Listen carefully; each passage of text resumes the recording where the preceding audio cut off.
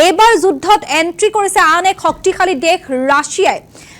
ৰাছিয়াৰ অত্যাধুনিক যুদ্ধ বিমান তেহৰান অভিমুখে ৰাওনা হৈছে। Tu-214 PU এয়াৰবৰ্ন কমাণ্ড বিমান তেহৰান অভিমুখে ৰাওনা হৈছে। প্ৰলয়ৰ দিনত ব্যৱহাৰ কৰা যুদ্ধ বিমান ৰূপে পৰিচিত এই বিমানখন ইৰাণৰ 140টা স্থানত আমেৰিকাৰ মিছাইল আৰু ড্ৰোন আক্ৰমণ। বিপৰীতে কুৱেইট, বাহৰেইন আৰু জৰ্ডানত আমেৰিকান ঘাটিত ইৰাণে আক্ৰমণ কৰে।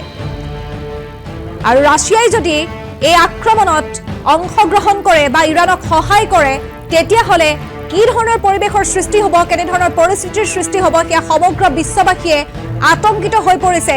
সমগ্ৰ বিশ্ববাসীয়ে যি সময়ত ইৰাণ, আমেৰিকা আৰু ইজৰাইলৰ এই যুদ্ধ পৰিসমাপ্তি হোৱাটো বিচাৰিছিল, যুদ্ধ বিৰতিয়ে নহয় যুদ্ধ পৰিসমাপ্তি হোৱাটো বিচাৰিছিল, সেই সময়তে এই খবৰে এতিয়া জোকাৰি গৈছে যদি শক্তিশালী দেশ ৰাছিয়াই এই আক্ৰমণ প্ৰত্যাক্ৰমণত অৰ্থাৎ ৰাছিয়াই যদি আমেৰিকাক আক্ৰমণ কৰে বা ইৰাণক সহায় কৰে তেনেধৰণে কি ধৰণৰ পৰিৱেশৰ সৃষ্টি হ'ব সেয়া সহজে অনুমেয়।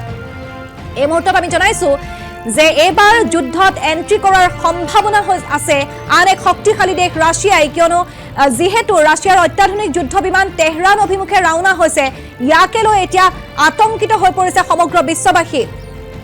Tu-214 PU এয়াৰবৰ্ন কমাণ্ড বিমান তেহৰান অভিমুখে ৰাওনা হৈছে আৰু প্ৰলয়ৰ দিনত ব্যৱহাৰ কৰা হয় যুদ্ধ বিমান ৰূপে পৰিচিত এই বিমানখন। আমি নিউজ ডেস্কলৈ যাব বিচাৰিছোঁ। ব্যুৰ' ইন চিফ কে জামান চৌধুৰী আমাৰ সৈতে সংযুক্ত হৈছে। কে জামান চৌধুৰী, যদি ৰাছিয়াই এই আক্ৰমণত ইৰাণক সহযোগিতা আগবঢ়ায় তেতিয়াহ'লে এক ভয়ংকৰ পৰিৱেশৰ সৃষ্টি হ'ব পাৰে, কাৰণ আমেৰিকাক পূৰ্বৰ পৰা আমি জানো যে ৰাছিয়া আমেৰিকাৰ কেনেধৰণৰ তেওঁলোকৰ সম্পৰ্ক বা পূৰ্বৰ যিসমূহ যুদ্ধ অনুষ্ঠিত হৈ গৈছিল। এই মুহূৰ্তত আপোনাৰ ওচৰত শেহতীয়া তথ্য কি আছে জানিব বিচাৰিছোঁ। আপুনি আমাৰ দৰ্শকসকলক এই মুহূৰ্তত উল্লেখ কৰিছে যে ইৰাণ আৰু আমেৰিকাৰ যি মহাযুদ্ধ, এই মহাযুদ্ধত এই মুহূৰ্তত পৃথিৱীৰ অন্যতম এক শক্তিশালী দেশ ৰাছিয়াই কাৰ্যত এণ্ট্ৰি মাৰিছে, ৰাছিয়াই প্ৰৱেশ কৰিছে। আৰু আমি কিয় কৈছোঁ এই মুহূৰ্তত আমি সেয়া জনাব বিচাৰিছোঁ। ৰাছিয়াৰ Tu-214 PU এয়াৰবৰ্ন কমাণ্ডৰ এখন বিশেষ বিমান এই মুহূৰ্তত তেহৰান অভিমুখে ৰাওনা হৈছে আৰু কোৱা হয় প্ৰলয়ৰ দিনত ব্যৱহাৰ কৰা হয় এই বিমানখন। ৰাছিয়াই অত্যন্ত সযতনেৰে ৰাখি থয় এই বিমানখন, আৰু প্ৰলয়ৰ দিনত ব্যৱহাৰ কৰা এই বিমানখন এই মুহূৰ্তত তেহৰানৰ অভিমুখে কিয় ৰাওনা হৈছে সেয়া ৰাছিয়াই যদিও এই মুহূৰ্তত স্পষ্ট কৰা নাই, কিন্তু আমি সকলোৱে জানো ইৰাণ আৰু আমেৰিকাৰ মাজৰ যি মহাযুদ্ধ, এই মহাযুদ্ধই শেহতীয়াকৈ পুনৰ এক ভয়াৱহ ৰূপ লৈছে। বিগত 3টা দিনৰ পৰা ইৰাণ আৰু আমেৰিকাৰ মাজত তয়াময়া যুঁজ অব্যাহত আছে, আৰু এই সময়ছোৱাতেই দেখিবলৈ পোৱা গৈছে ৰাছিয়াৰ এই বিশেষ এয়াৰবৰ্ন কমাণ্ডৰ এই বিশেষ বিমানখনে এই মুহূৰ্তত প্ৰৱেশ কৰাৰ দিশে অগ্ৰসৰ হৈছে তেহৰানত। আৰু তাৰ সমান্তৰালকৈ উল্লেখ কৰিব লাগিব যে আচলতে বিমানসমূহৰ চলাচল বা ৰিয়েল টাইম আচলতে পৰ্যবেক্ষণ কৰা বা নিৰীক্ষণ কৰা যিটো সংস্থা ফ্লাইট ৰাডাৰ 24 নামৰ সেই সংস্থাটোৱে এই মুহূৰ্তত এই শেহতীয়া তথ্য প্ৰকাশ কৰিছে। উল্লেখ কৰিব লাগিব Tu-214 PU এয়াৰবৰ্ন কমাণ্ডৰ এই বিমানখনে ঘণ্টাত 850 কিলোমিটাৰ গতিবেগত উৰিব পাৰে। সমান্তৰালকৈ বিমানখনে কোনো এটা স্থানত অৱতৰণ নকৰাকৈ একেৰাহে 6500 কিলোমিটাৰ পৰ্যন্ত উৰণ ক্ষমতা আছে এই বিমানখনৰ। গতিকে এই বিমানখনৰ এই প্ৰৱেশক লৈ এই মুহূৰ্তত সমগ্ৰ বিশ্বতেই এক প্ৰকাৰৰ খলকনিৰ সৃষ্টি হৈছে। প্ৰশ্ন উত্থাপন হৈছে যে সঁচাই ৰাছিয়াই এই মুহূৰ্তত ইৰাণ আৰু আমেৰিকাৰ মাজৰ যুদ্ধত এণ্ট্ৰি মাৰিলে নেকি?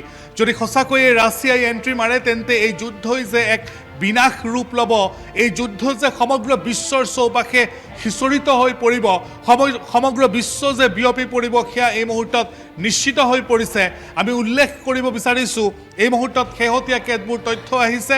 ইৰাণৰ ওপৰত ধাৰাবাহিক আক্ৰমণ অব্যাহত ৰাখিছে আমেৰিকাই ইৰাণৰ কেইবাটাও প্ৰান্তত ধাৰাবাহিক মিছাইল আৰু বোমা বৰ্ষণ কৰিছে, আৰু তাৰ বিপৰীতে তাৰ প্ৰত্যুত্তৰত ইৰাণে কুৱেইট, বাহৰাইন আৰু জৰ্ডানত আমেৰিকান যি ঘাটি আছে, আমেৰিকান সৈন্য ঘাটিক তেওঁলোকে টাৰ্গেট কৰি লৈছে, আৰু এই টাৰ্গেটত এই মুহূৰ্তত ইৰাণে এক বৃহৎ সফলতা লাভ কৰিছে বুলি খবৰ আহিছে। খবৰটো হৈছে US-ৰ পেট্ৰিয়ট ডিফেন্স ছিষ্টেম, যিটো এটা শক্তিশালী এয়াৰ ডিফেন্স ছিষ্টেম বুলি জনা যায়, সেই শক্তিশালী এয়াৰ ডিফেন্স ছিষ্টেমটোক সম্পূৰ্ণৰূপে ধ্বংস কৰাৰ এই মুহূৰ্তত খবৰ আহিছে। সমান্তৰালকৈ ৰাণীমা আমি এই মুহূৰ্তত বিগত 24 ঘণ্টাৰ 5টাকৈ ডাঙৰ আপডেট এই মুহূৰ্তত আছাম টক্সৰ দৰ্শকসকলক জনাব বিচাৰিছোঁ। প্ৰথমটো আপডেট এই মুহূৰ্তত দৰ্শকসকলক জনাব বিচাৰিছোঁ আৰু প্ৰথমটো আপডেট হৈছে বিগত 24 ঘণ্টাৰ ওমানৰ সমীপত GSF গেলেক্সি জাহাজত আক্ৰমণ কৰিছে ইৰাণে। ইৰাণৰ এই আক্ৰমণত এগৰাকী ভাৰতীয় নাবিক এই মুহূৰ্তত মিচিং হৈ আছে, নিৰুদ্দেশ হৈ আছে। আৰু সমান্তৰালকৈ আমি উল্লেখ কৰিব বিচাৰিছোঁ 11গৰাকীকৈ ভাৰতীয় নাবিক আচলতে এই জাহাজখনত আছিলে। ইয়াৰে 10গৰাকী নাবিকক এই মুহূৰ্তত জীৱন্তে উদ্ধাৰ কৰা হৈছে, কিন্তু এগৰাকী নাবিক এই মুহূৰ্তত নিখোজ হৈ আছে। ভাৰতে এই আক্ৰমণৰ গৰিহণা দিছে আৰু ইৰাণক এনে আক্ৰমণ পুনৰাই নকৰিবলৈ এই মুহূৰ্তত সকিয়নি প্ৰদান কৰিছে। দ্বিতীয়টো আপডেট এই মুহূৰ্তত দৰ্শকসকলক জনাব বিচাৰিছোঁ আমেৰিকাৰ চেণ্ট্ৰেল কমাণ্ডৰ ফালৰ পৰা এই মুহূৰ্তত তেওঁলোকে এক বিশেষ প্ৰেছ বিজ্ঞপ্তি জাৰি কৰিছে আৰু তেওঁলোকে প্ৰেছ বিজ্ঞপ্তিত দাবী কৰিছে বিগত 3টা দিনত ইৰাণৰ 300তকৈও বেছি টাৰ্গেটক তেওঁলোকে হিট কৰিছে। অৰ্থাৎ ইৰাণৰ 300তকৈও অধিক প্ৰান্তত তেওঁলোকে আক্ৰমণ কৰিছে বুলি এই মুহূৰ্তত আমেৰিকান চেণ্ট্ৰেল কমাণ্ডৰ ফালৰ পৰা দাবী কৰা হৈছে। সমান্তৰালকৈ 3 নম্বৰ আপডেটটো আমি এই মুহূৰ্তত দৰ্শকসকলক জনাব বিচাৰিছোঁ। 3 নম্বৰ আপডেটটো হৈছে ইজৰাইলে পুনৰ লেবাননৰ ওপৰত আক্ৰমণ সংঘটিত কৰিছে। দক্ষিণ লেবাননৰ নাবাটিয়েহ জিলাৰ কফৰ টেবনিনত ইজৰাইলী সেনাই গুলীচালনা কৰিছে, গুলীবৰ্ষণ কৰিছে। অৱশ্যে এই গুলীচালনাত কিমানগৰাকী লোক হতাহত হৈছে তাৰ কোনো খবৰ এই মুহূৰ্তত অহা নাই। আৰু তাৰ সমান্তৰালকৈ আমি চতুৰ্থটো আপডেট এই মুহূৰ্তত দৰ্শকসকলক জনাব বিচাৰিছোঁ কুৱেইটৰ যি সীমা প্ৰতিৰক্ষা চকী আছে, বৰ্ডাৰ পোষ্ট যি আছে, আমি যাক বৰ্ডাৰ আচলতে চকী বুলি কওঁ, এই বৰ্ডাৰ চকী 3খনকৈ চকীক সম্পূৰ্ণৰূপে ইৰাণে তেওঁলোকৰ আক্ৰমণত ধ্বংস কৰিছে বুলি এই মুহূৰ্তত কুৱেইটৰ ফালৰ পৰা দাবী কৰা হৈছে। আৰু আমি পঞ্চমটো আপডেট এই মুহূৰ্তত দৰ্শকসকলক জনাব বিচাৰিছোঁ ইৰাণৰ যি ৰাষ্ট্ৰীয় সংবাদ মাধ্যম আছে, চৰকাৰী সংবাদ মাধ্যম IRNA দাবী কৰিছে এই মুহূৰ্তত ইৰাণৰ মশ্বহদ চহৰৰ এটা ৱাটাৰ প্লাণ্টত অৰ্থাৎ পানী যোগান আঁচনিত আমেৰিকাই ষ্ট্ৰাইক কৰিছে। এই ষ্ট্ৰাইকত এগৰাকী সাধাৰণ লোক নিহত হৈছে বুলি ইৰাণৰ ফালৰ পৰা এই মুহূৰ্তত দাবী কৰা হৈছে। কেইবাগৰাকীও লোক আঘাতপ্ৰাপ্ত হৈছে। কিন্তু ৰাণীমা এই সকলোবোৰৰ মাজতে ডাঙৰ খবৰটো হ'ল যে সঁচাকৈয়ে আচলতে এই মহাযুদ্ধৰ মাজত ৰাছিয়াই এণ্ট্ৰি কৰিব নেকি? ৰাছিয়াই কি উদ্দেশ্যেৰে এই মুহূৰ্তত তেহৰানলৈ তেওঁলোকৰ এই বিশেষ যুদ্ধ বিমানখন এই মুহূৰ্তত প্ৰেৰণ কৰি আছে, ইয়াক লৈ জল্পনা কল্পনা আৰম্ভ হৈছে। ৰাছিয়াৰ ফালৰ পৰা এই পৰ্যন্ত বিষয়টোক লৈ কোনো স্পষ্টীকৰণ দিয়া হোৱা নাই। কিন্তু যিখন যুদ্ধ বিমানক কোৱা হয় যে প্ৰলয়ংকাৰী দিনটোত তেওঁলোকে ব্যৱহাৰ কৰে, সেই যুদ্ধ বিমানখন ইৰাণলৈ পঠিওৱাৰ আঁৰৰ ৰহস্য কি আমি সকলোৱে জানো।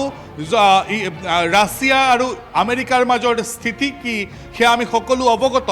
সমান্তৰালকৈ শেহতীয়া যুদ্ধত কিদৰে ৰাছিয়াই বাৰম্বাৰ ইৰাণৰ পক্ষলৈ আহিছে, তেনেস্থলত আচলতে ইৰাণক এইবাৰ মুকলিকৈ ৰাছিয়াই সহায় কৰিবৰ বাবে অগ্ৰসৰ হৈছে নেকি? এই মুহূৰ্তত এইসমূহ প্ৰশ্নৰ অৱতাৰণা হৈছে আৰু এইসমূহ প্ৰশ্নৰ উত্তৰ পাবলৈ আমি আৰু মাত্ৰ কিছু সময় অপেক্ষা কৰিব লাগিব। তাৰ পিছত সেয়া স্পষ্ট হ'ব। কিন্তু যদিহে সকলোৱে ধাৰণা কৰা অনুসৰি ৰাছিয়াই সঁচাকৈয়ে মুকলিকৈ ইৰাণক সহায় কৰিবলৈ অগ্ৰসৰ হয়, তেন্তে সমগ্ৰ বিশ্ববাসীৰ বাবে এয়া হ'ব অত্যন্ত এটা ভয়াবহ আৰু অত্যন্ত এটা ভয়ংকৰ খবৰ। আসাম টক্স আপোচবিহীন অসম কণ্ঠ।